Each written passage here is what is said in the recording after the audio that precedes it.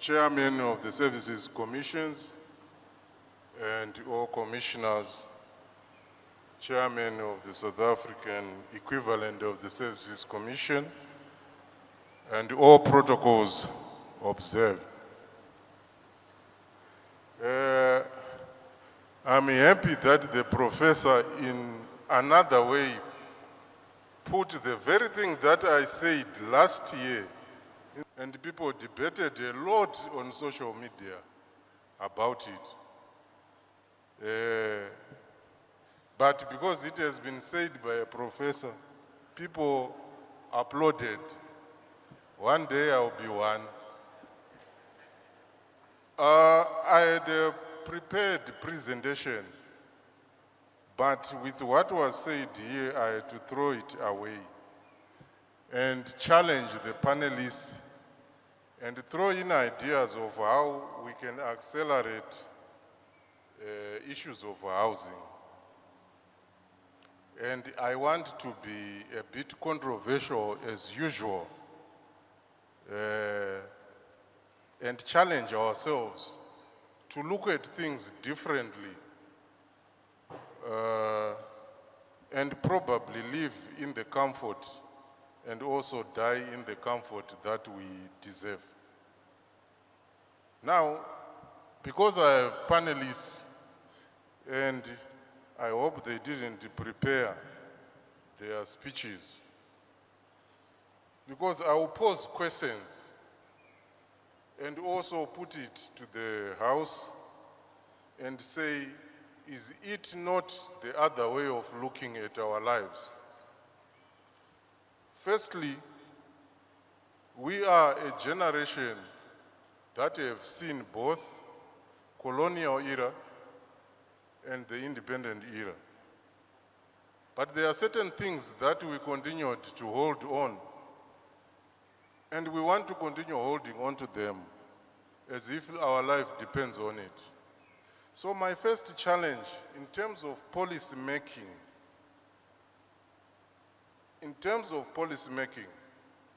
year in, year out, we always budget for what is called the Civil Service Housing Loan Scheme. When you look at the budget figure, it's a lot of money. When that money comes down to everyone, it becomes very little and a nonsensical amount to consider that someone will build a house on it. For instance, this year, the budget figure is 238 million, ZIC. And my thinking is, why don't we, with all the financial expertise, institutions, and all those people who can play around with monies to create more value out of very little, throw it in a hat and build a housing bank out of it, or some sort of a scheme that enables people to get reasonable amounts, right? The second point goes straight into our independence. We have tribal trust lands, the ones we call communal areas. In terms of our land laws, they have no value at all. That's why we all want to build in urban areas. Why don't we give value so that we change the mindset of our people, including civil servants, to develop their rural homes? Because you are going to retire anyway, and you want to live in comfort. Now, the paradox of the matter is, because of the pressure of rural-urban migration, the very rural area you are running away from has followed you. As government, we have failed to keep pace with the provision of service. And we even talk of informal settlements. Those are the new rural areas that we have just brought closer to town. Because vanhu vakunochera mvura nemigomo. Mutaundi mvura inofanira kubuda patepi, but takuenda kuchibhorani. So is it not better to improve ourselves in the rural areas where we already established and we have safety nets. I ask this question because we were told then, before 1980, that the land has no value, you can't pledge it as security. So what does independence mean if we can't change things? I have built a house for my parents, which is comfortable, but I'm told it has no value to talk about. The banks can't even talk to me. But it has all the modernities of an urban house. The reason why we continue to look for land to build a house is because we are ignoring the other land and we are failing to make it comfortable because we think the urban house is the best to have. But alas, in your old age, the generation, my kids, I'm not planning that they will look after me because I'm certain that they will not. They have their own burdens and they expect me, educated as I am, to plan for my old age, right? So this is a challenge to the panelists. Now, I come to the other area, which could sound controversial again. I've always talked about densifying our settlements, no matter where they are. Our colonial mindset is that if you are in Borodo, you must have 5,000 square meters. If you are in Warren Park, you must have 200 square meters. If you are in Borodo, the value is high. If you are in Warren Park, the value is low. Why should we treat it that way? Because that's how we were brought up. Everyone fights to be in Mount Pleasant, low-density areas, blah, blah, blah. But look at it this way. When we crafted the national settlements policy, we put in there the densification item, right? When we pronounced that in 2020, 2021, I have never felt insulted in my life, or I had never been insulted in my life. One, that I was planning and helping the government to take over people's properties. But I had noticed from my own experiences with my own relatives who had houses in those areas, that they send children away as soon as we had problems in this country. Those children were in a cultural shock wherever they went. They couldn't look after their parents, and the 5,000 square meters became a burden. The lawn became grass, and they were not extracting value out of the 5,000 square meters. So informed with that experience, I said, no. But these people can actually subdivide these properties, build more houses, or sell in order to survive. But the insults that came when we announced the policy of densification, especially in low-density areas, was something that I was surprised. But alas, that has now taken root. I'm happy. But I'm going further. Why is it that we have a law that prohibits us from going up in Warren Park, in Mbare, in Mfakos? Why is it that we can't go up? If I have a house in Mfakos and I'm able to add 2-3 floors over the one that I'm staying in, why is that a problem with anyone? Why should it be a problem with our laws, and why can't we change them? Now here is the reasoning. I'm inundated at the office with people who want land to develop, financial institutions want land to develop.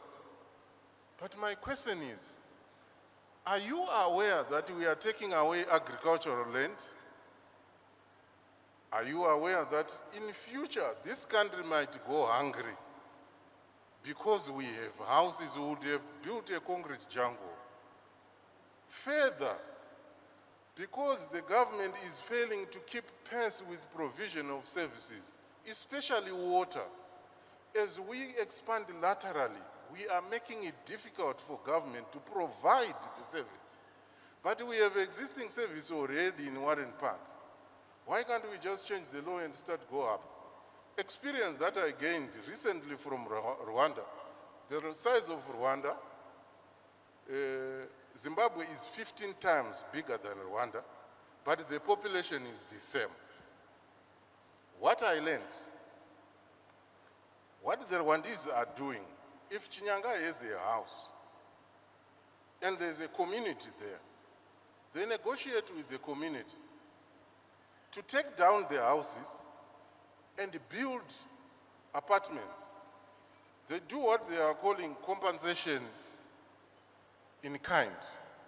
If your house is 5-roomed, you are letting out 2, or even if you are not letting out, but they project that you were going to let out. On your stand or your plot, they will provide you with the same number of rooms, right? And build you 2-bedroom apartments. That's the compensation in kind. And over your house, they will put 3-4 floors. They have realized that the little land that they have is being taken because of housing, and they will go hungry. They are importing food anyway, but they don't want to increase the bill. Example, Gletwin Farm, 2003, #1 producer of potatoes in Zimbabwe, right? Taken for housing. From 2003, okay. From 2003, Zimbabwe has been importing potatoes. Up till now, we are importing potatoes because we are not replacing the productivity of the land that we would have taken. We are together. That's a challenge. Ken Sharp, you are building a whole estate, but let's consider going up. This will accelerate provision.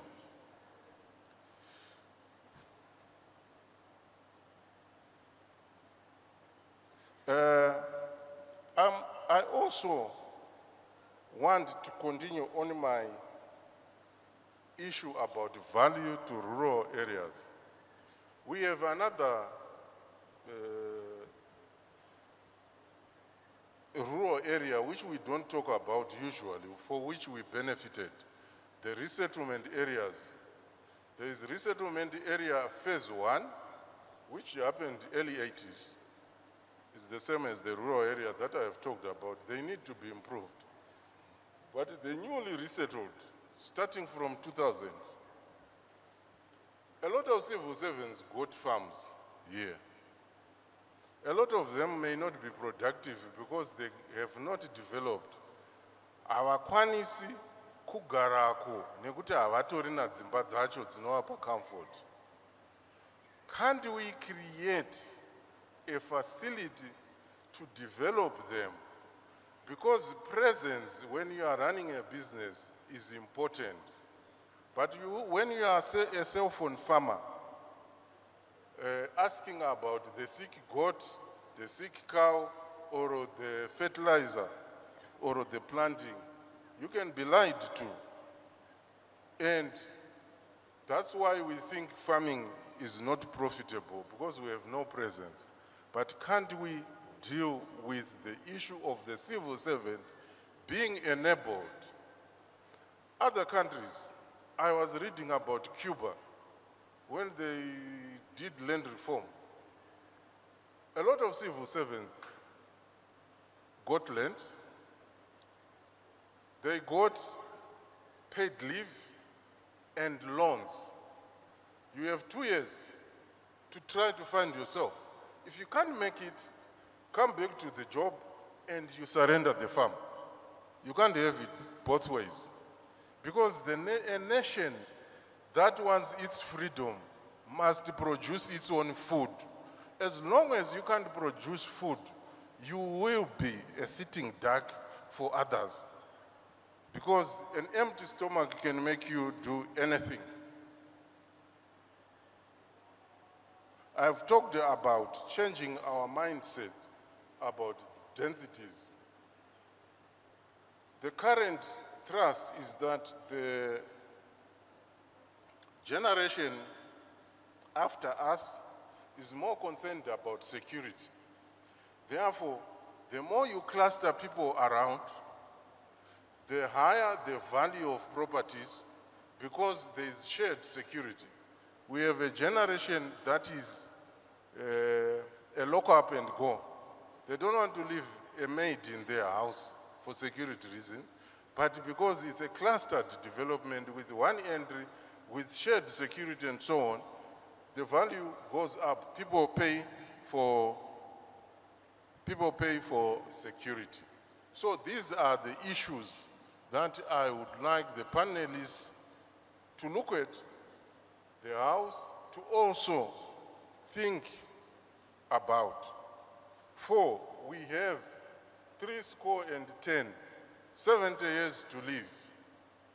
If you get more, you go to 80, you go, that's the grace of the Lord. But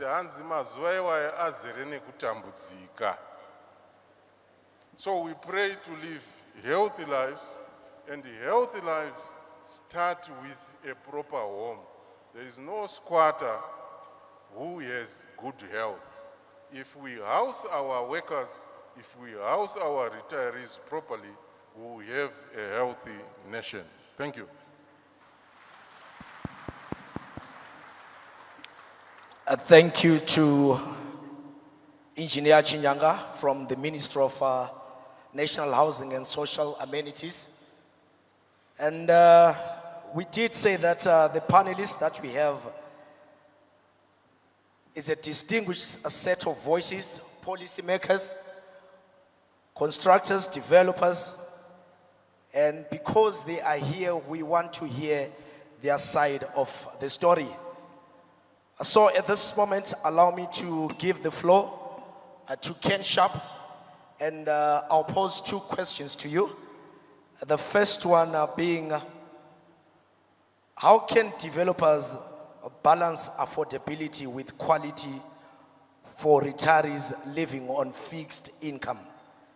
And the second one will be, can housing for retirees be structured as both a social good and a profitable investment class? Thank you for that. Before I answer those 2 questions, let me start by saying that I need to keep my comments short and sharp, excuse the pun, because I have to run to the airport. But my address today is to all of you delegates here, you 2,500 people in the room, but more importantly, it's to the youth of Zimbabwe that is not here today. Hopefully they can see this in one form or another, or you can pass on the message. 62% of our population today in Zimbabwe is under 25 years of age. Our average age of this country is 18 years. So the message I want to give to the young people in Zimbabwe is 3 things: God, planning, and the future. And the first message about God is, I want to congratulate Zimbabwe that they extended the retirement age to 70 years old. And I believe soon civil servants will be extended as well. And I want to read something from the Bible that talks about it, because I believe there's godliness in that decision. The King James Version of Psalms 92:14 says, "They shall still bring forth fruit in old age. They shall be fat and flourishing." The Message version says, "They'll grow tall in the presence of God, lithe and green, virile, still in old age." The Amplified says, "Growing in grace they will thrive and bear fruit and prosper in old age. They will flourish and be vital and fresh, rich in trust and love and contentment. And even when they are old, they will continue producing fruit like young, healthy trees. And I think our world has changed a lot. If you look at aging Europe, they have a major social crisis. But Africa is on the up because we have a young population. But I think we have a responsibility as this generation of elders to lead the youth to understand that in their old age, we can still be productive. We can still contribute to society. And that leads to the second point of planning. As the conference says there, retirement planning. The 5 P's of planning is proper planning prevents poor performance. And definitely without planning, there can be no retirement. You know, my daughter came to see me in a family meeting end of last year and said, Dad, I've written a book. She did a master's degree at USC in California in entrepreneurship and innovation. And she said to me, the reason why most family business fail in the 3rd generation is for lack of planning. So she planned on how the succession would work in our family for the next generation, for the 2nd and 3rd generation. She presented a 56-page book. And the discussion of my retirement came up. I'm sure the youth doesn't like the idea of talking about being a pensioner or getting a pension. It's more stylish to say, let's retire in style. We had a retirement expert tell us that he retired at 46.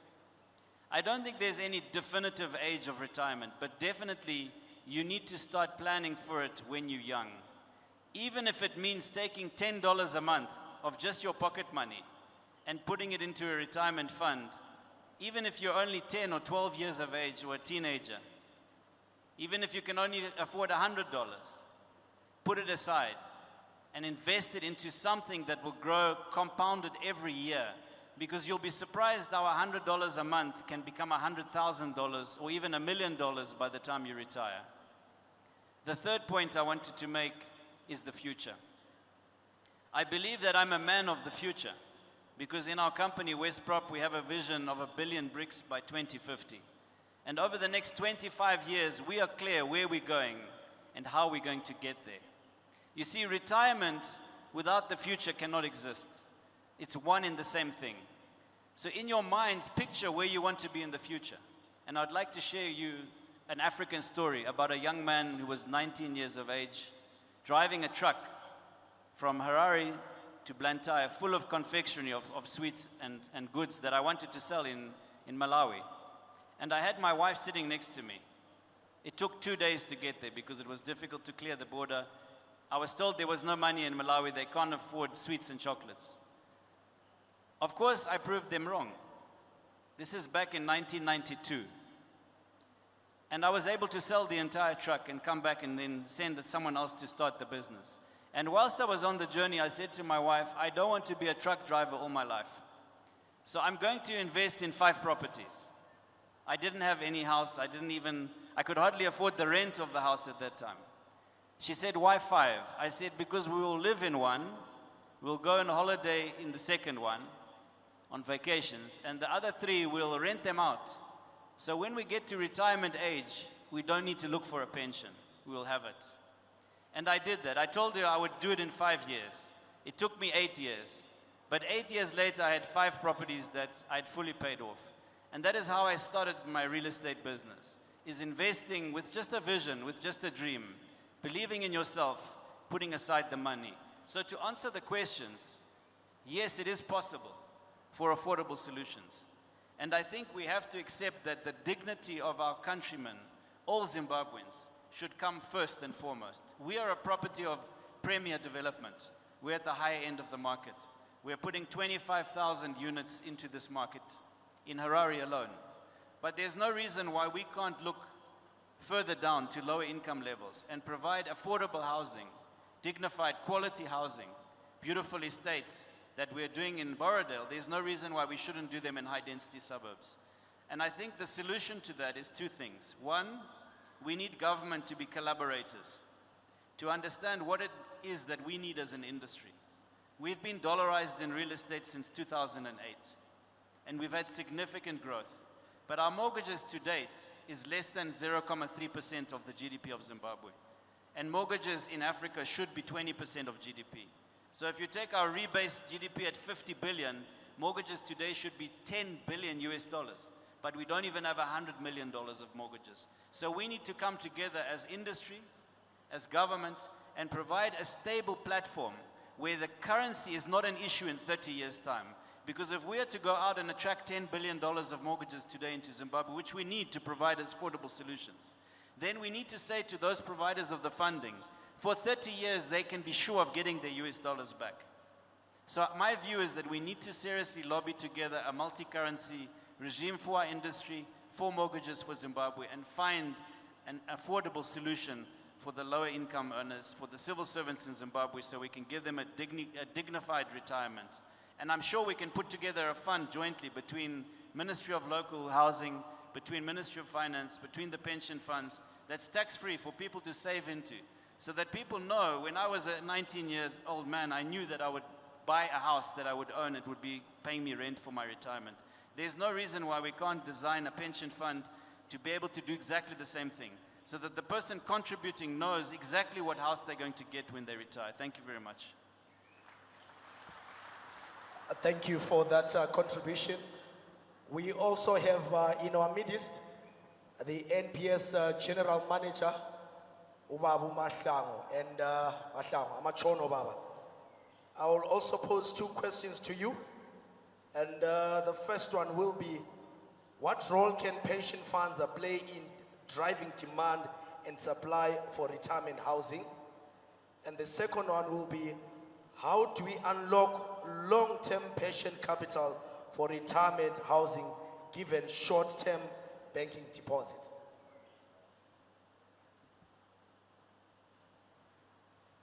Thank you very much for that question. To answer your question, that revolves around the issue of funding. So with pension funds, there are a number of products that can actually be deployed to finance low-cost housing. In the financial service sector, we do believe that the theory of having to wait for old age to enjoy your pension is rather old-fashioned. You have to enjoy your pension when you are still active. So how then do you do that? We have got what are called mortgage-funded scheme.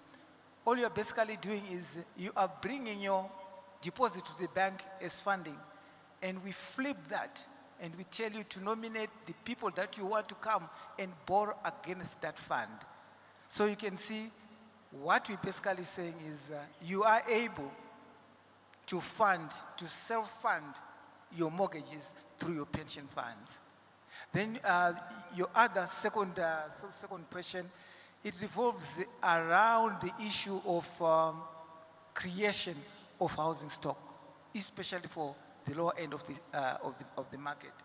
How then do we do that?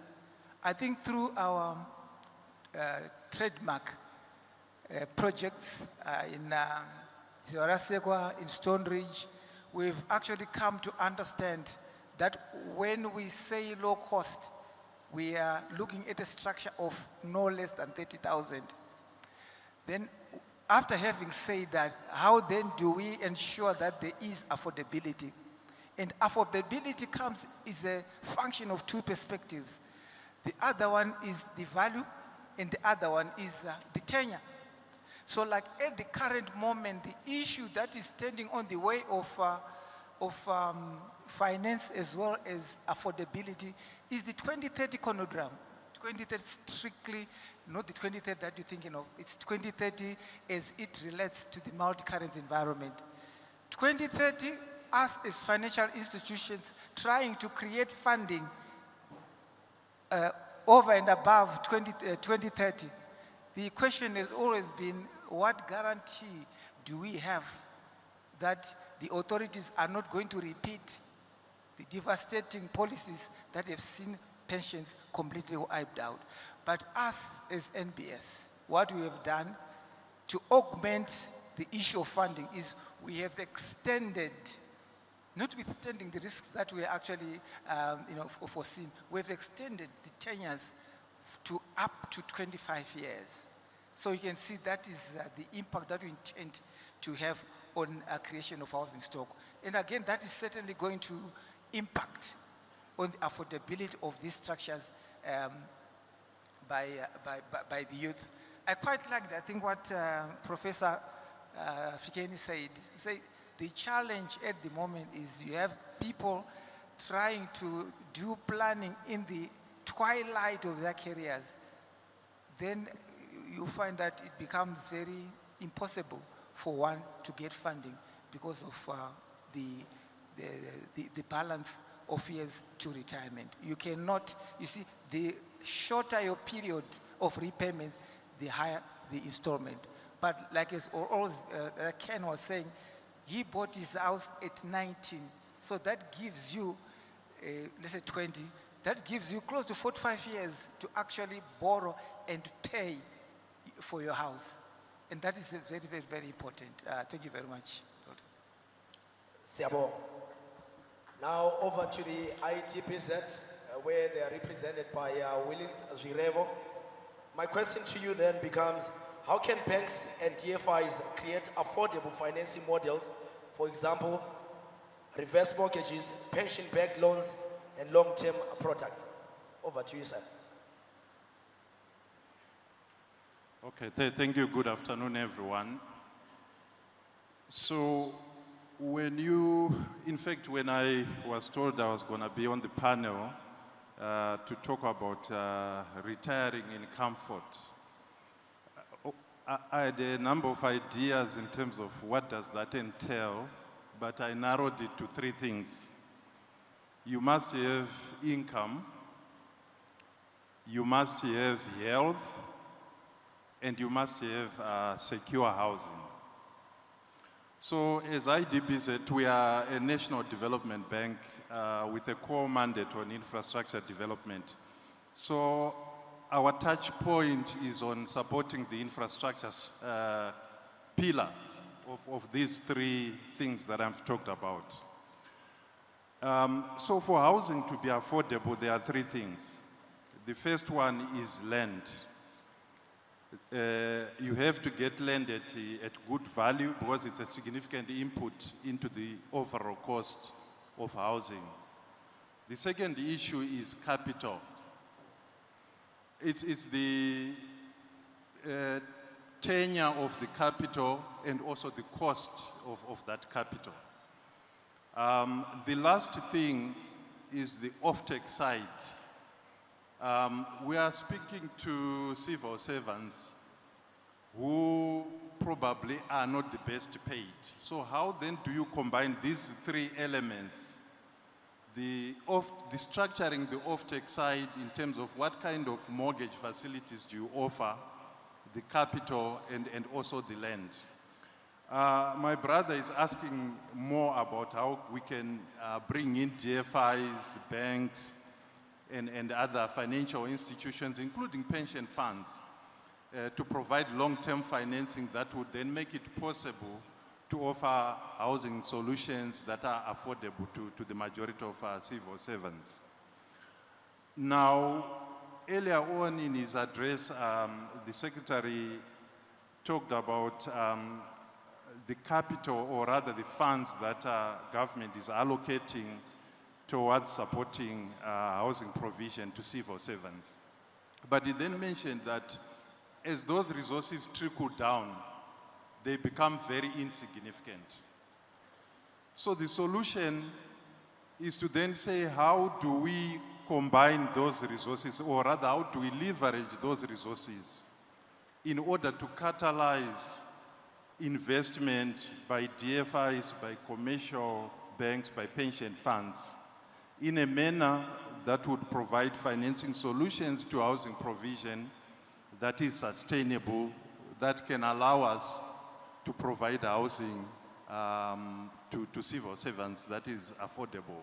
And it is possible, because when you look at it, we have 2 reservoirs of patient capital.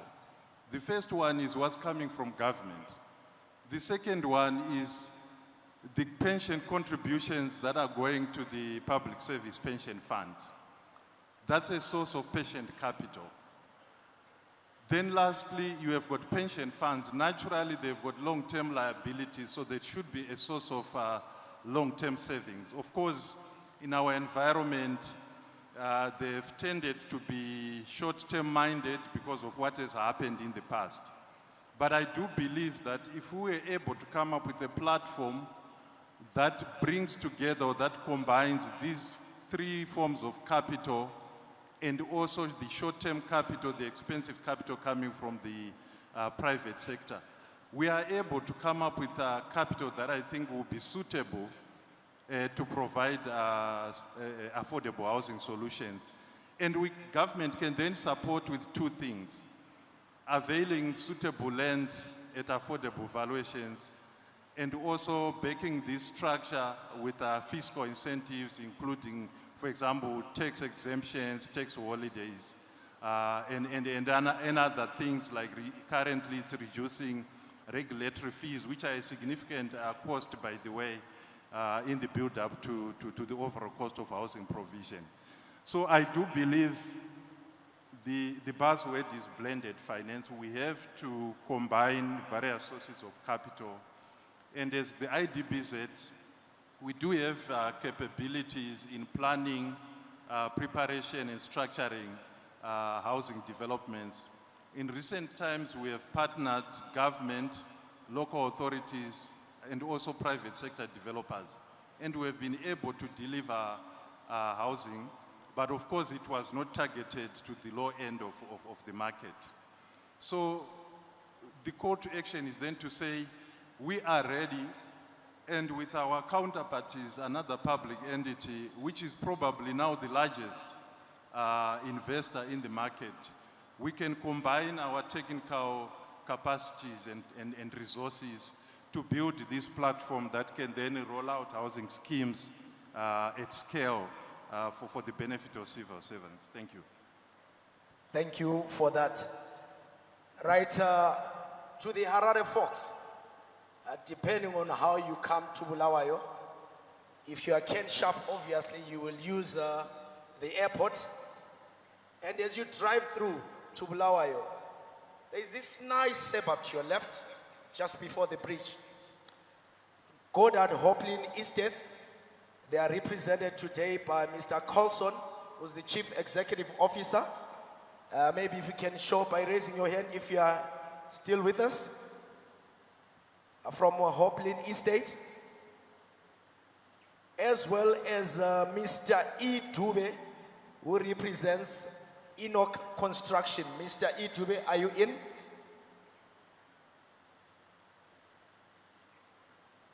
Right, Mr. Dube represents, if you are driving into Bulawayo, to your right, the first suburb is known as Mahachula East.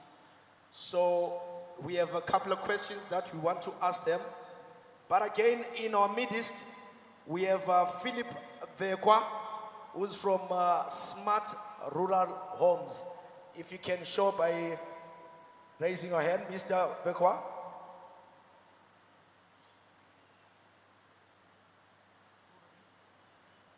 Okay, can we get a microphone to the gentleman, please? He represents an organization that is called Smart Rural Homes.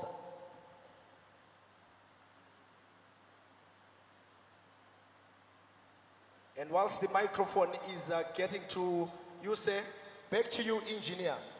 Because we are all about retirees, maybe let me pose this question. Policy perspective, what is the government's current housing strategy for retirees, and how is it aligned with Vision 2030?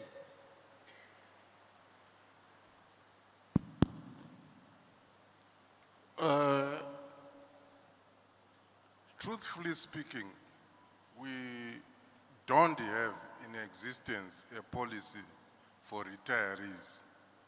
We have in place a policy for active civil servants. How it works is this: when government provides housing through the National Housing Fund, it states in our policy that 20%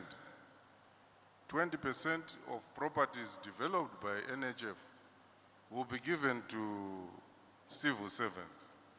And further, because NHF is a revolving fund, they will rent for 2 years.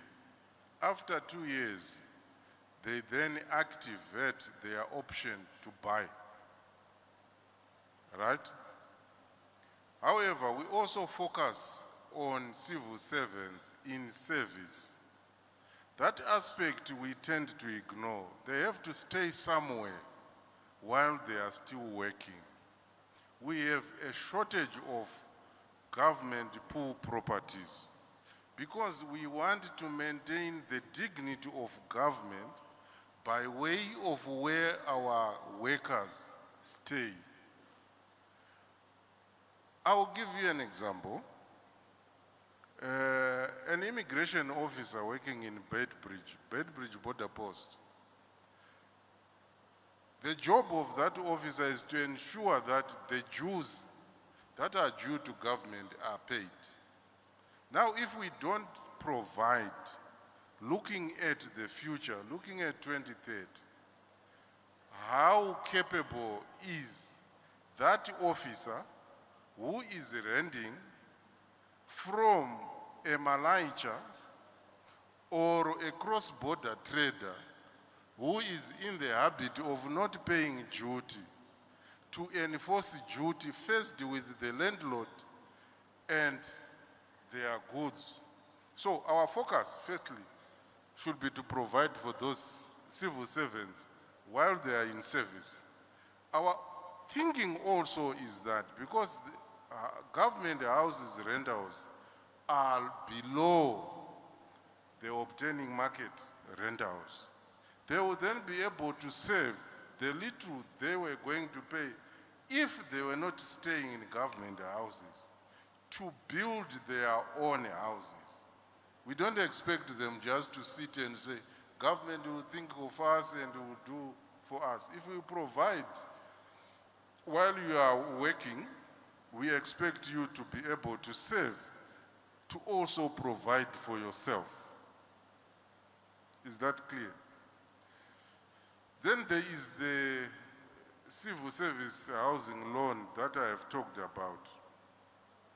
There is a certain strata where it is meaningful because it's above 10,000 to 20,000 USD equivalent. If one is given that kind of money, this is where I've been saying, while we are at it, let's improve what we have. Even God used to ask people, Unechi kumako.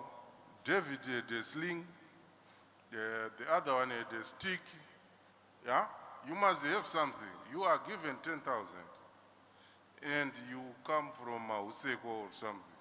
Improve that because that's likely where you are going to stay when you retire.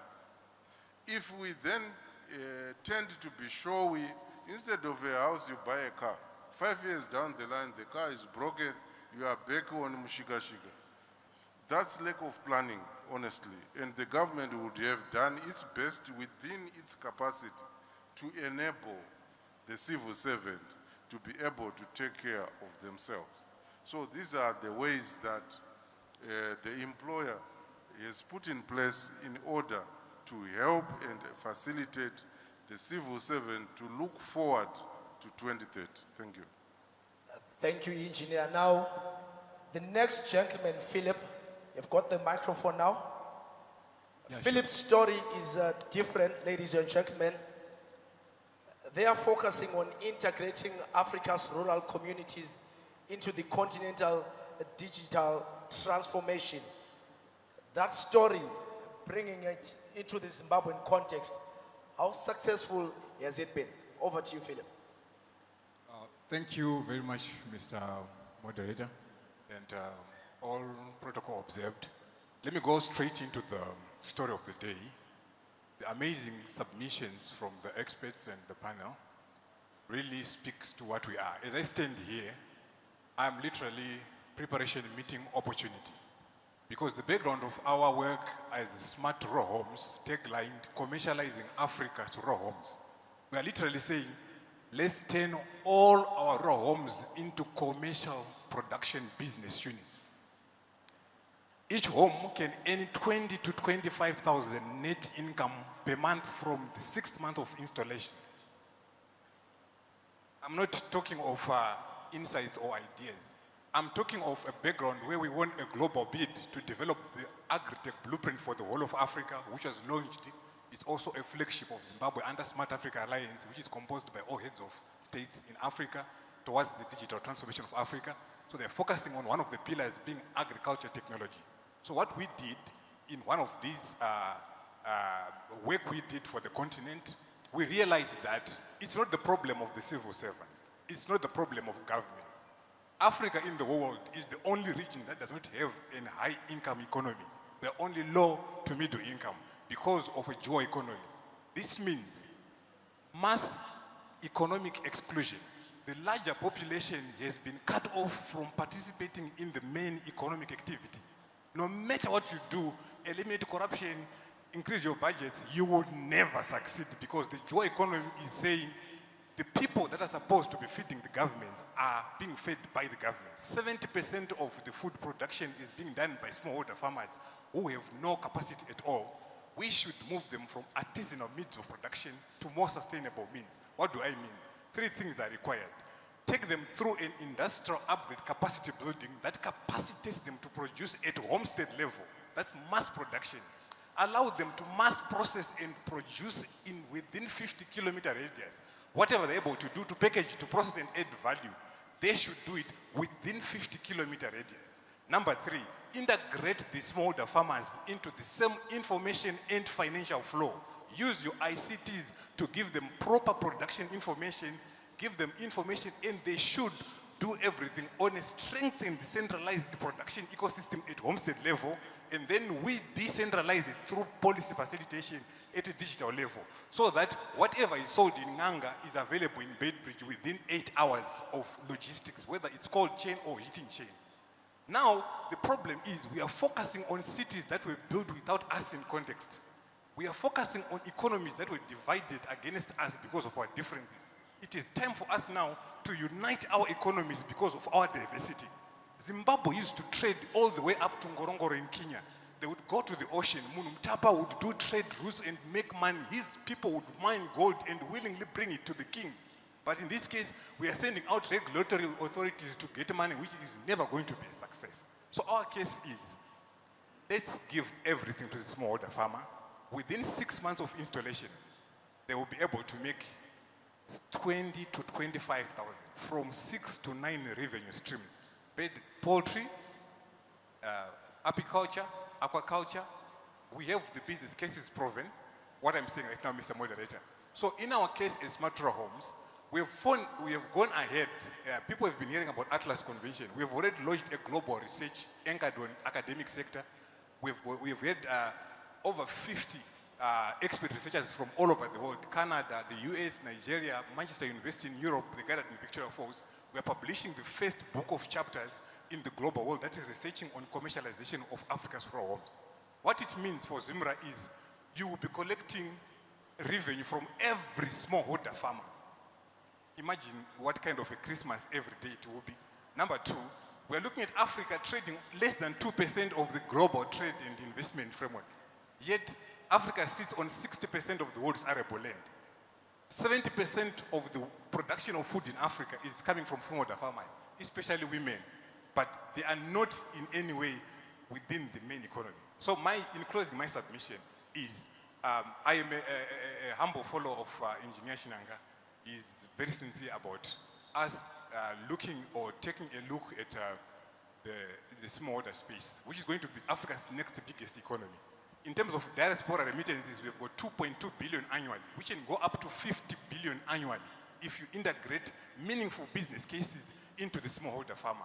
Right now, as we speak, we are piloting only 5 homes that will run for 2.5 years. We are going to prove the case in the next 6 months that we can literally produce $20,000 net income which is money that you've got nothing to use because we have mass produced at your rural home. I'm not talking of a retirement plan or a heaven. This is the realities of how good Africa can be. Why? Because the truth is, someone sat down somewhere and intentionally placed our people where they are right now. Until one of us decides to say, we sit down, we take our people from where they were placed by someone back to where they're supposed to be intentionally. We'll build cities like we've never done before. Let me challenge all of you. I know these are government authorities. We can achieve Vision 2030 in half the time, and time times the results. What I'm saying is, we are only piloting now. Piloting in 6 months. We can prove the case. If we fail, you sign it down. If we pass, then we roll it out to the people, and then summer starts for everyone in our country across Africa. So right now, build Zimbabwe if you want to build Africa. Destroy Zimbabwe if you want to destroy Africa. What do I mean?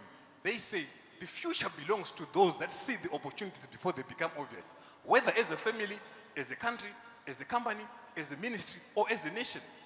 So now, in smart rural homes, we are very, very intentional. I think one of our communities online right now is just past 1 million.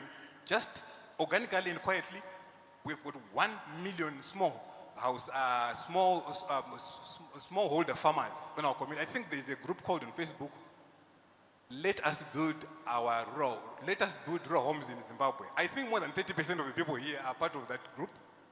Right now, we are going to be taking to the next phase where we are now proving the business case to say we can raise money like never before, not even from any government or from any impact investor, just organically from amongst ourselves by organizing how we must produce, how we must process, how we must consume within a local level, whether it's family, in community, national, or global. So I'll end there. Maybe I was thinking you're going to give us more interaction. Thank you. Wait, Philip, you're still here till Friday, right? You have to be here. You Yes, gave us yes. your word. I'll take the instruction. Thank you. Thank you. Quite rich and thought-provoking conversations we are having. But at this moment, allow me to open to the flow. You raise your hand, introduce yourself, and then you can pose your question to our panelists that we have at this moment. So our ushers, I see a hand there, and there is one here.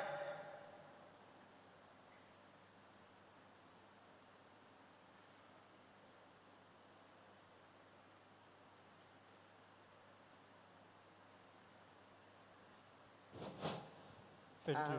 Good afternoon, ladies and gentlemen. I am Kwagwa Gladys from Mashonaland East, Uzumba Maramba Pungwe district. My question is directed to Engineer Chinyanga. I'm happy to having heard very important points about national housing, about housing issues in general.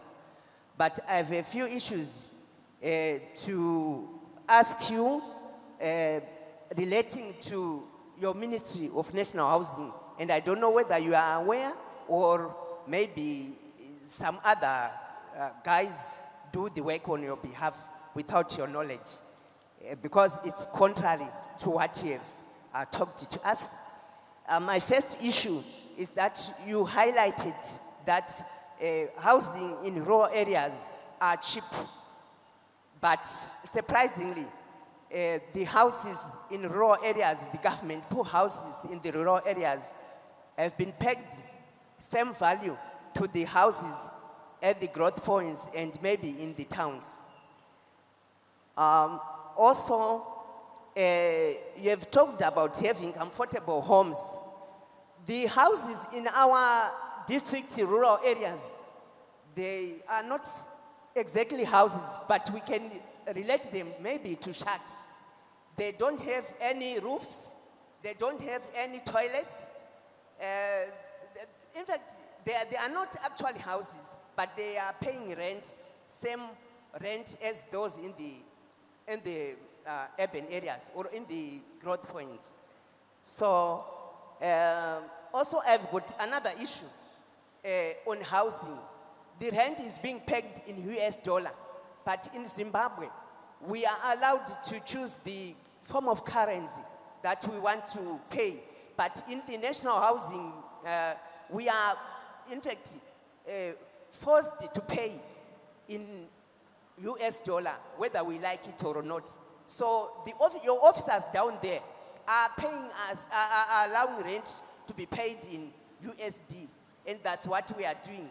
And the amount of rent is ranging from $20 to $140, deducted from the $250 that we pay, that we earn.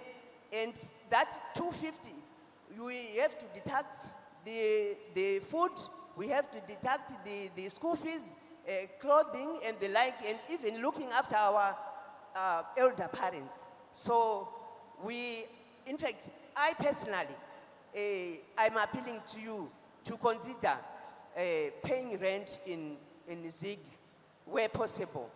And also, some officers are complaining that the rent is too high for the government house, especially us out there. Thank you. Thank you for those two questions. Over to you, sir. Thank you. My name is Christian Mabasa, Minister of Local Government. I do not know whether the government is aware of what is taking place within line ministries. We are happy today that you have come to us as prospective pensioners to actually assist us in whatever you deem is okay. But you should remember that as civil servants, we are not being paid a lot of money. The last time we checked, we were being given about $300. And we thought we were going to plan using that amount of money. But unfortunately, it appears that line ministries are eroding that $300. One has already been said by the last speaker that the engineer for national housing, they are refusing to take rentals in Zimbabwean dollars, and they have already forced us to pay in US dollars. How much money is left there which we can use to plan for our retirement? I don't know what the government is saying. And also, secondly,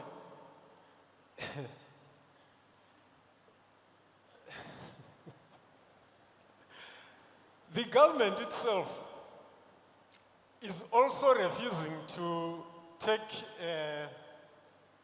monies from us in Zim dollars. I'll give examples. Why are our pension contributions not taken in Zimbabwean dollars? Because these US dollars are the only forms of money we can use to actually do our planning for our retirement. And also when they introduced NASA, they also decided to take in US dollars. So if you compute how much money is left when the government has already taken all those monies and there are no increments which are being done, yet we are talking of Vision 2030, are we not actually impoverishing another sector while least looking at other sectors? According to how I see it, I believe the government might be out of touch with reality because people are suffering on the ground. And if they have to look at civil servants, they also have to look at how they live and how they are going to live after retirement. But if they now start taking the little which the civil servants are getting, I wonder what Vision 2030 we are looking at such in action. So I'm asking the government to actually look first at what we are getting before they can even start taking away from us. It's like they wanted to improve John's life at the expense of Peter. Thank you. Thank you. Hello. Good afternoon. I'm Chivengwa from Chikomba, Mashonaland East. My question is directed to the PEMSEC.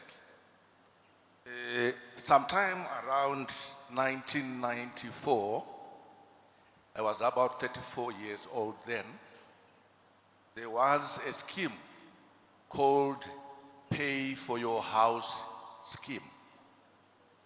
A lot of people viewed this scheme as a viable retirement scheme. And a lot of people, including myself, we contributed towards the scheme. Along the line, some people benefited, but a lot of us have not benefited up to now. Is there something you can do? We have tried your line ministry through our local offices, but nothing is coming up. Can you assist? Thank you. I will take the last one for now and let the panelists give their responses. There is a gentleman standing there. Thank you very much. I'm Edson Kusenga from Masvingo Kuzaka. Right, my issue here with the Ministry of Housing, what happens if you leave the house or the room you've been staying and the deductions will go on, they don't want to cease? Asking them about that, they will say, you were in areas with the government. Should I owe government some money? Yet they were deducting the Zim dollar. And they have said, no, the Zim dollar was no longer in use. But on my pay slip, it is indicating that they were deducting the Zim dollar as well. From my pay slip every month, I have left the house or the room 9 months ago. But they are still deducting $26.17 every month. I'm no longer using the room. I don't know, PEMSEC, what measures? Where are we refunded? I don't know. Thank you. Only a Masvingo person will include a "a" in their conversation. Over to you, PEMSEC. Thank you very much. And thank you for those who have posed questions. It also gives me an opportunity to clarify certain issues that have become beliefs in the civil service and the administration of government properties. Now, in terms of rentals, the rentals that you pay, I'm only an implementer. This thing is agreed by what is called the tripartite. And even the rentals are approved after consultations between the employer, PSC, Treasury, and of course, OPC. The rentals were set in US dollars. And the tenant is allowed at liberty, at large, to pay in the currency that is available to them. Now, my problem is civil servants then don't pay the rentals. So this direct deduction from your SSB targeted the USD, because then I don't have to, done every month using the rate applicable for the month. But it was supposed to get you to comply to paying rentals. It was we were getting choked and choking the courts also, chasing after defaulters.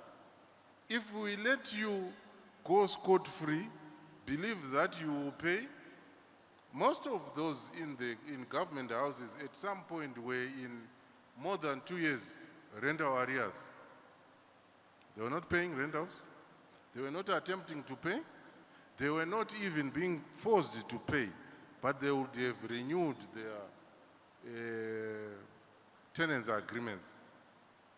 So my problem is, and my plea to civil servants is, if you are in a government house, if you don't pay, and I am obliged at law and by virtue of my employment to collect that which belongs to government, it means you are standing between me and my job. I don't want to retire early by way of being fired because I have failed to collect. So if you promise that you are going to be remitting your rental and also doing the maths in terms of inflation and the rate, then we are all good. We take down all those stop orders that targeted your USD allowance. And we are all good. You pay your rental and all things will be fine. But then the other issue raised from UMP is the state of government houses. I agree with you. For some reason and for some time, the word maintenance was never in the government vocabulary. Our houses deteriorated so much that civil servants opted to live in other rented accommodation than to live in a government house. And we are battling every day with Minister of Finance that we need to maintain what we have than ignore what we have because we want to build new houses. Because we are losing revenue, we are also losing value in terms of the houses that we are neglecting. I equally agree that the rentals could be on the high side.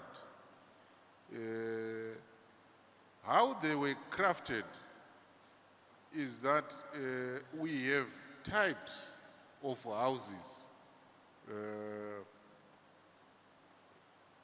House designs that we have, and then we have location, which determines the rental that has to be paid.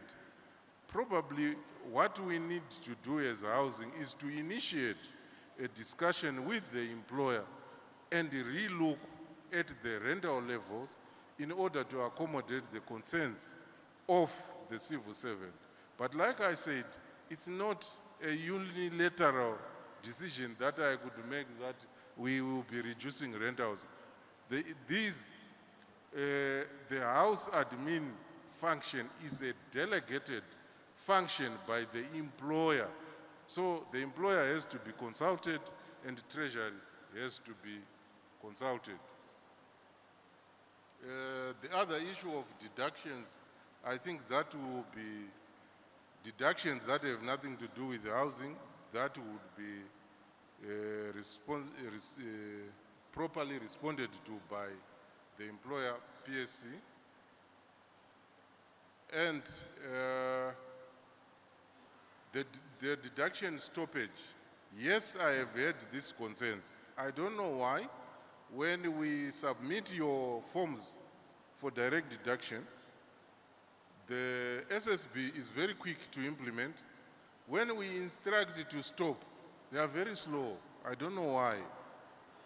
There's just a bit of lethargy, because we would have instructed them to stop deductions, but alas, deductions continue to be made. Now, in a case where you are out and deductions continue to be made, I don't think the excuse that you owe, unless you owed government by not paying rentals while you were in a government house, then that would hold water. But if you don't owe anything, surely the deductions must be stopped. And when they are stopped and your case is genuine, obviously there must be reimbursements. Now, pay for your house scheme. I need to be both blunt and very diplomatic about this. Pay for your house scheme was a good scheme, but when you let civil servants as generalists craft something that would require actuaries and people trained to do the kind of thing that we were doing with Pay for Your House scheme, you get a bit of disaster. But the worst part is that this fund did not get any exclusion out of the vagaries that befell our economy. So we have two things. The scheme itself was not properly planned because people were contributing into one fund, one. There was no land that was demarcated for all these schemes where all civil servants from all corners of Zimbabwe were contributing, including non-civil servants, right? So those who were lucky to get houses, it's either they were within Harare or they just happened to have a chance. At times, God smiles on others and frowns on others. And then the vagaries of our economy that time. But to put it bluntly, this was one pyramid scheme, or this became one pyramid scheme that should never be allowed to happen again. This scheme should have come about like we have 200 people contributing to a scheme in Kambuzuma with 200 stands. And these 200 people are contributing in Pay for Your House scheme Kambuzuma. Different account from Pay for Your House scheme Wedza. But we put in this money all in one, and obviously you all read some houses that were built using that money, which became a scandal. It's public knowledge. We built houses in Borodale that costed more than what the scheme wanted to achieve and took most of the money. And then moving forward, that money was then demonetized. This is my problem. I have people coming to say, I contributed 2 billion. So what is 2 billion now? Because a certain statutory instrument at some point demonetized, which means that fund also came to zero, like every other account. So for me to say I will reimburse, unless there is a pronouncement which policy is beyond my pay grade, I will still stand on the demonetization statutory instrument until I am further directed. So in short, what I am saying is you have to wait much longer for a decision on this scheme to be made by superior authorities. Thank you. Thank you. What I like about the engineer is he says things as they are. I will take the next round of questions if there are still any. There is a gentleman right at the back there.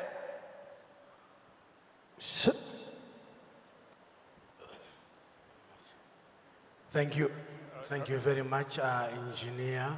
You've just got yourself a disciple in one of your presentation where you were saying the issue of the rural land being of no value when we are 45 years after independence. I'm not sure of the statistics relating to how many civil servants got land under the land redistribution. But they would tend to say most when there is no empirical evidence to say what does the statistics say. Most of us, I included, I am a peasant. I belong to the peasant family. And therefore, I am interested in knowing when, by who, is going to make our land of value 45 years later. So when a discussion or a conversation is happening on issues of land title for those that got land, some of us will be crying and saying, when we will get title for our peasant or so-called reserved land. Therefore, my question, and where I am saying I am your disciple, is to say, the laws that relate to land use, land tenure, they are historical, and perhaps we'll call that they belong to pre-1980. But here we are, we're still peasant farmers, even as a civil servant today. So, who is going to strike the conversation to say, when will the peasants? My grandfather was a peasant farmer. My father was a peasant farmer. I'm a peasant farmer. When will we get title? Who, where, when? Thank you, thank you. Thank you. Well said. I saw another hand that side. Okay, thank you very much. Firstly, I would like to also applaud the Public Service Commission for this initiative regarding the pensioners. I'm taking from PS, the engineer Chinyanya, where he is indicating that we should have houses and the value for our houses where we come from. I was looking at whether there is possibility of the commission highlighting a loan that is targeted at people who have reached a certain age, say 55, 60, so that that loan can be running through before one gets tired. You will note that a lot of the pensioners are using the little that they have gotten as a lump sum, as their pension, to invest, and then they fall off from that investment, or to build a house which they then fail to benefit out of it. Maybe it does not even finish to be constructed. So I would really hope that the commission should come up with a position where a loan that is targeted at creating a project that will see you having a pensionable return from that project as you are still working, and part of the repayment will come from your other pension that will then come when you retire. Again, you will note that Mr. Ken Sharp has indicated that he managed to secure 5 projects that could provide him a pension from after his children forced him to do so. You will note that it was because he already had some finances that he already had. Otherwise, he could, saving is a failure in most cases. We have had, I remember my children, my 3 children, I had fixed the deposit for them, each one, and I was paying throughout, and we even had permanent paid up shares that I was sure of that even when they start school, I will be having that going to my children. But that fell on the ground. So you cannot be sure of any saving that you make now. If you are given some lump sum and you are still alive, you are still at work, you can be able to then monitor how you are progressing. And your application forms, Engineer Chinyanya, they are so clear, like the housing one. It indicates that this has to be specific to this amount, to this activity of a house, or maybe refurbishing an existing house. They are very clear to that. And this also should also be very clear.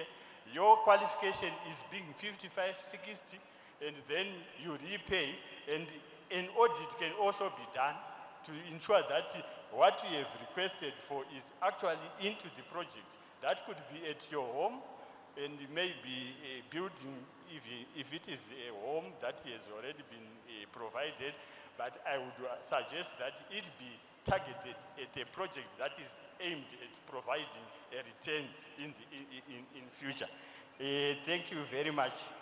Thank you for that. We'll probably take the last one, if there is any. Right.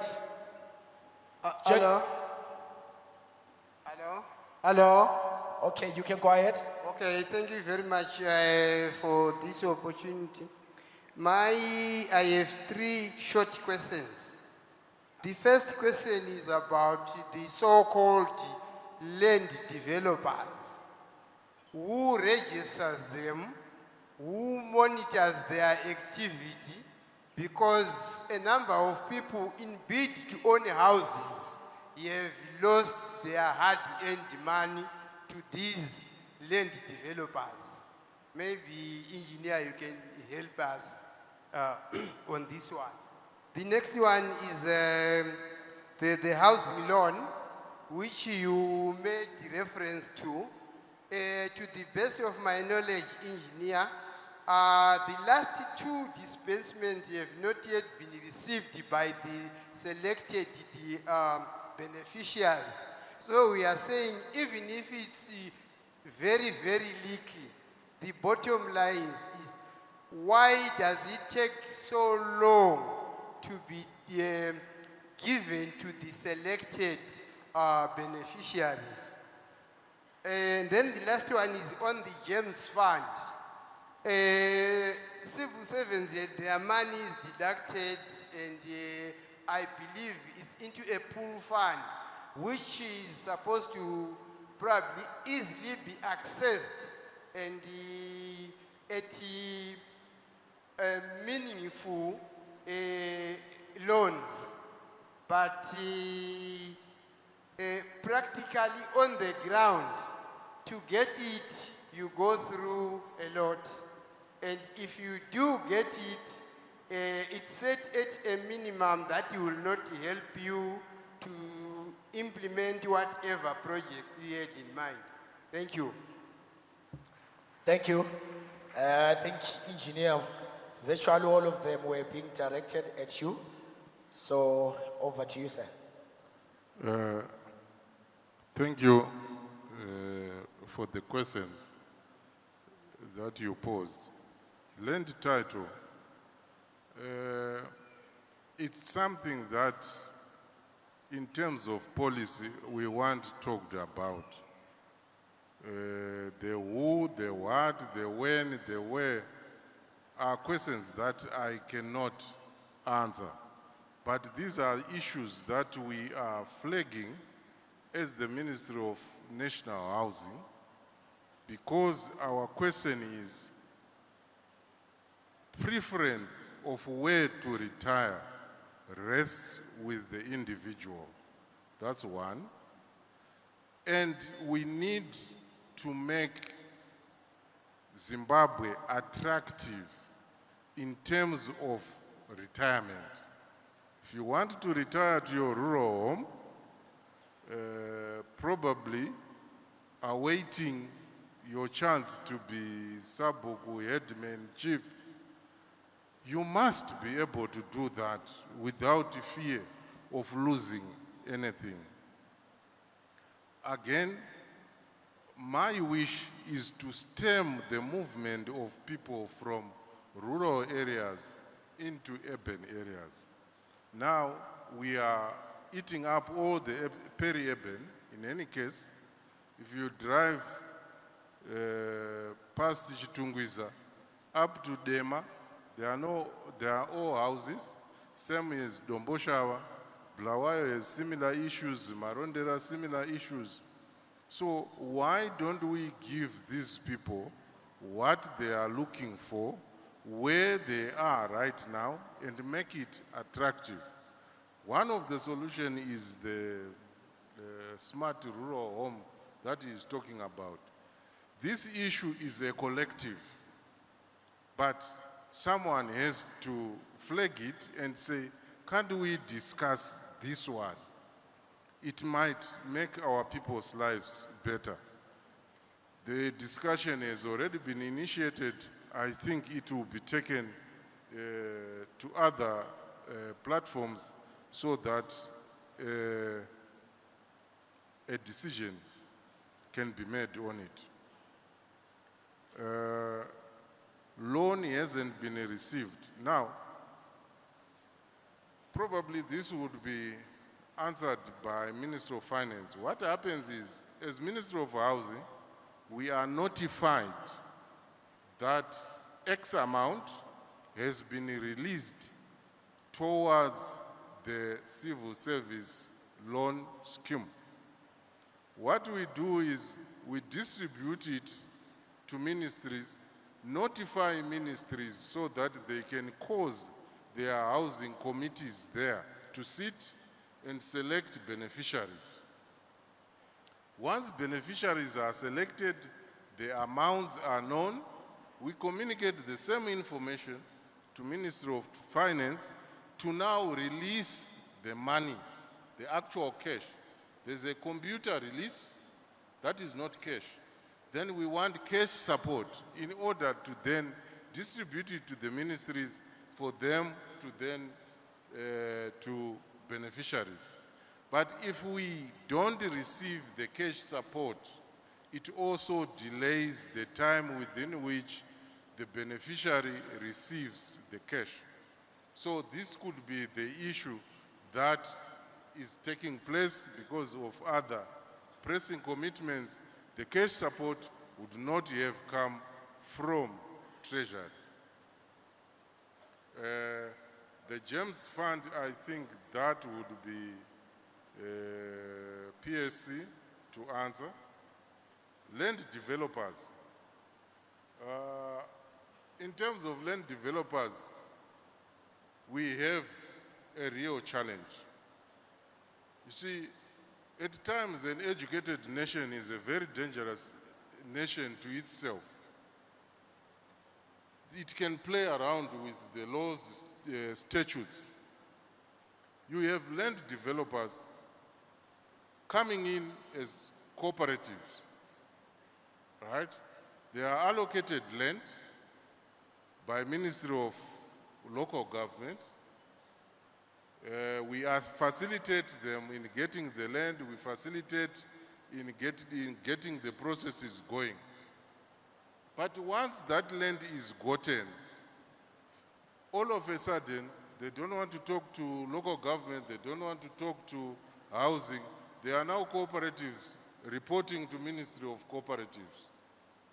So when you go there and say, but your commitment was to put in services here, you collected people's money, they say, all our accounts are inspected by Ministry of Cooperatives. So we have seen need amongst the three ministries to collaborate in order to manage the behavior of land developers and cooperatives. Cooperatives are another pyramid scheme. The land that they would have applied for fits in 1,000 people, 1,000 stands, for example. But the cooperative has 3,000 members. right? And they are taking money from 3,000 members.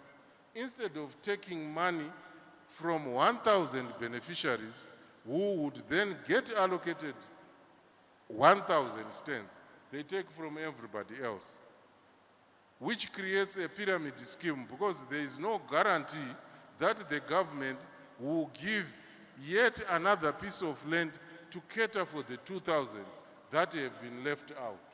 This is the problem that creates land baronism, because then they would say, you missed your contribution for 2 months, therefore you are no longer a member, we are taking another member. And you have a plethora of double, treble, quadrupled allocations on one stand.